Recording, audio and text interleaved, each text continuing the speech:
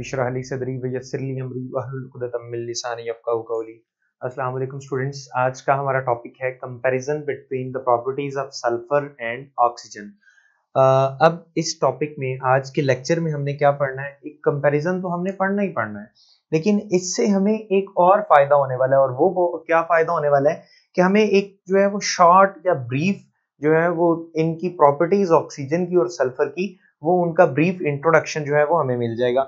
और फिर हम इसमें जो है वो सिमिलैरिटीज इन दोनों में क्या क्या है और डिसिमिलैरिटीज क्या क्या है, ये हम आज के लेक्चर में डिस्कस करते हैं। ओके जी, तो सबसे पहले बच्चे हम सिमिलैरिटीज की बात करते हैं कि ऑक्सीजन और सल्फर में सिमिलैरिटीज कौन कौन सी पाई जाती हैं। तो सबसे पहले अगर हम बात करें इलेक्ट्रॉनिक कॉन्फ़िगरेशन की, तो देखें कि इलेक्ट्रॉनिक कॉन्फ़िगरेशन ऑफ ऑक्सीजन वो क्या है, 2s2 2p2। इसमें क्या है 3s2 और 3p4 2p4 एंड 3p4। अब आप इस सिमिलैरिटी को इस तरह से भी लिख सकते हैं कि आपके पास जो सल्फर और ऑक्सीजन है, इसमें ns2 and np4 ns2 and np4 electronic configuration पाई जाती है। इस तरह से इनकी इलेक्ट्रॉनिक कॉन्फ़िगरेशन जो है वो सिमिलर है, ठीक है। उसके बाद है इनकी वैलेंसी, तो ये दोनों क्या है, डाइवेलेंट है। दोनों क्या है, ये डाइवेलेंट है। सल्फर भी डाइवेलेंट है और ऑक्सीजन भी डाइवेलेंट है, मींस के ये O-2 एंड S-2, ये कंपाउंड ज्यादातर जो है इस फॉर्म में ये मिलते हैं, दो वैलेंसी शो कर रहे होते हैं। और उसके बाद एलोट्रॉपी है, तो एलोट्रॉपी जो है वो दोनों शो करते हैं, ठीक है। बोथ शो एलोट्रॉपी, ओके, या एलोट्रॉपी, फिनोमिना ऑफ एलोट्रॉपी, ये दोनों शो करते हैं। और उसके बाद हमारे पास इनकी जो प्रॉपर्टी है वो है पॉली एटॉमिक या एटॉमिसिटी। तो ये दोनों पॉली एटॉमिक होते हैं। दोनों क्या होते हैं, पॉली एटॉमिक होते हैं। पॉली एटॉमिक कैसे हैं जी, ऑक्सीजन O2 और O3 की फॉर्म में मिलती है हमें, ठीक है। अब इसको ऑक्सीजन नहीं बोलेंगे, O3 जो है ये ऑक्सीजन नहीं है, लेकिन ऑक्सीजन की एलोट्रॉपिक फॉर्म है, ठीक है। ओजोन है, ये ऑक्सीजन गैस है, ये ओजोन है। अब सल्फर हमें S2 और S8 की फॉर्म में मिलती है फ्री स्टेट में, ठीक है। उसके बाद है जी हमारे पास मेटल्स के साथ ये किस तरह से रिएक्ट करती है। मेटल्स के साथ ये जो -2 ऑक्सीडेशन स्टेट है, ये उसी तरह से रिएक्ट करती है। लाइक आपने जिंक सल्फाइड देखा होगा, ZnS, ठीक है। फिर लेड सल्फाइड भी आपने देखा होगा। तो इसी तरह से आपके पास ZnO भी होता है, जिंक ऑक्साइड। आपके पास जो है वो Pb2O3 भी आपने सुना हुआ होगा, ठीक है। एंड उसके बाद हमारे पास जो है वो Na2O आपने सुना हुआ होगा, सोडियम ऑक्साइड है, पोटेशियम ऑक्साइड है, या आपने मैग्नीशियम ऑक्साइड के बारे में सुना होगा।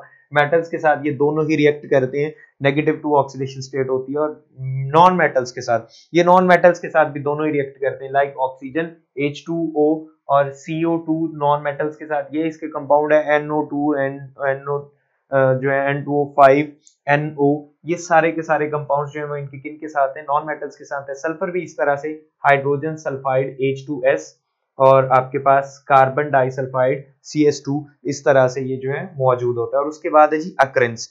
अब अक्रेंस में दोनों फ्री स्टेट भी प्रेजेंट होते हैं और कंबाइंड स्टेट में भी प्रेजेंट होते हैं। हमने देखा कि oxygen is present in the form of जो है वाटर, कंबाइंड स्टेट है।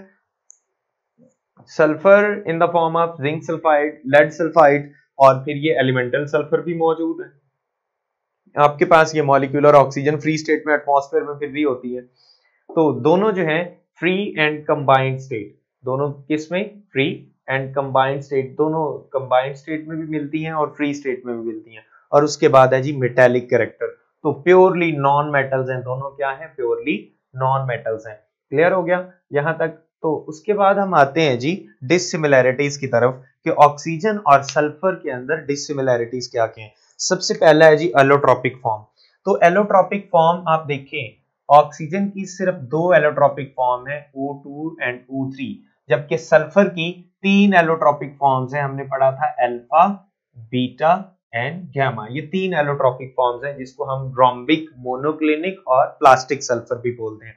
और उसके बाद है जी फिजिकल स्टेट। तो ऑक्सीजन एट ऑर्डिनरी टेम्परेचर क्या होती है, गैस होती है। ऑक्सीजन क्या होती है, गैस, जबकि at ordinary temperature sulphur is solid. Clear हो गया, इसकी फिजिकल स्टेट क्या होती है, सॉलिड होती है। और उसके बाद है जी सॉल्युबिलिटी।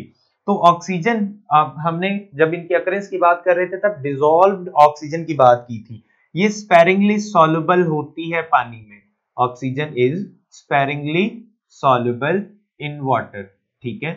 जबकि जो आपके पास सल्फर है ये इनसॉल्युबल इन वाटर है। Sulphur is insoluble in water, ये पानी में जो है वो इनसॉल्युबल होती है। ओके हो गया। उसके बाद है जी हमारे पास मैग्नेटिज्म या मैग्नेटिक कैरेक्टर इनका। तो oxygen is paramagnetic in nature, oxygen show paramagnetism, ठीक है। तो जो आपके पास सल्फर है वो क्या होती है, वो डायामैग्नेटिक इन नेचर है। Sulphur is diamagnetic in nature. Okay हो गया। उसके बाद है जी हमारे पास वाटर के साथ रिएक्शन।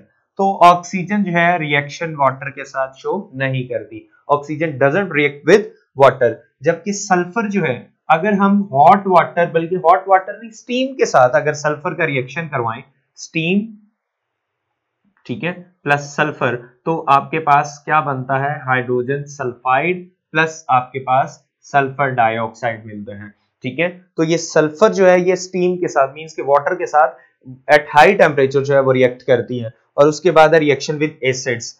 ऑक्सीजन एसिड्स के साथ भी रिएक्ट नहीं करती, जबकि सल्फर जो है ये एसिड्स के साथ रिएक्ट करके ऑक्सीडाइज हो जाती, क्या हो जाती है, ऑक्सीडाइज हो जाती है विद एसिड्स, ठीक है। सल्फर क्या होती है, ऑक्सीडाइज विद एसिड्स, एसिड के साथ रिएक्ट करके ऑक्सीडाइज हो जाती है। और उसके बाद है अल्कलीज के साथ रिएक्शन विद अल्कली। तो ऑक्सीजन अल्कलीज के साथ भी रिएक्ट नहीं करती, जबकि सल्फर जो है ये क्या बनाती है, ये अल्कलीज के साथ रिएक्ट करके सल्फाइड्स और थायोसल्फेट्स प्रोड्यूस करती है। ये अल्कलीज के साथ रिएक्ट करती है, ठीक है, थायोसल्फेट्स या सल्फेट सल्फाइड्स प्रोड्यूस करती है। और उसके बाद है इनकी ऑक्सीडेशन स्टेट्स। तो ऑक्सीडेशन स्टेट्स ऑक्सीजन की -2 जनरली, ओके, +2 एक्सेप्शनल, और उसके बाद इसकी +1 ऑक्सीडेशन स्टेट भी होती है, ठीक है। तो वो एक्सेप्शंस हैं। लेकिन जो सल्फर है इसकी जो जनरल ऑक्सीडेशन स्टेट्स हैं वो कौन कौन सी हैं जी, -2 की बात ना करें, ये सिमिलैरिटीज में आ जाएगा।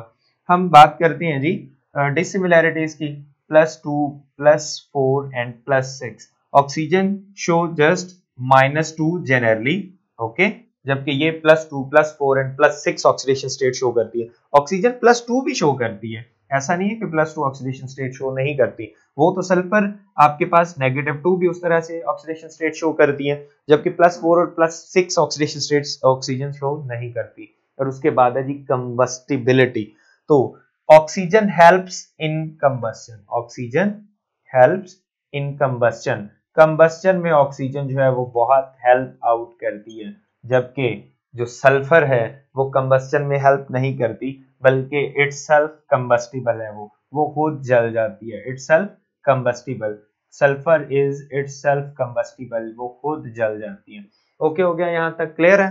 तो इंशाल्लाह हम मिलते हैं नेक्स्ट लेक्चर में। सल्फ्यूरिक एसिड हमारा नेक्स्ट टॉपिक होगा और उसमें हम उसकी प्रेपरेशन पढ़ेंगे। कॉन्टैक्ट प्रोसेस बहुत इंपॉर्टेंट टॉपिक है, और फिर उसकी properties, chemical properties, physical properties and then uses, और हमारा ये वाला जो चैप्टर है ये आज क्लोज हो जाएगा। ओके बच्चों, तो तब तक के लिए अपना ख्याल रखिएगा। इंशाल्लाह मिलते हैं नेक्स्ट वीडियो, नेक्स्ट लेक्चर में। अल्लाह हाफिज।